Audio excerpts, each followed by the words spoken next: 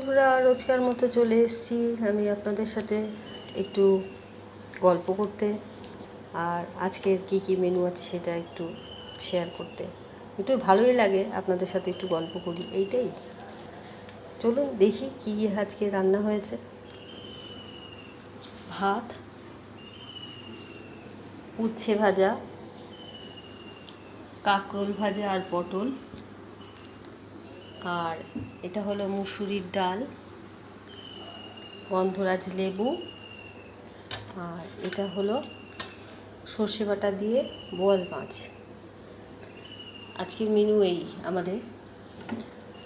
তো খেয়ে দেখি কেমন লাগে, আপনারাও দেখুন কেমন হয়েছে আজকের রান্না। আপনাদের তো আর খাওয়াতে পারছি না, আপনারা দেখেই বলুন দেখতে কেমন লাগছে। ঠিক আছে, তাহলে আপনারা সুস্থ থাকুন, সকলে ভালো থাকুন। আজকের মতো এখানেই রাখছি, আবার কালকে আপনাদের সাথে দেখা হবে। টাটা।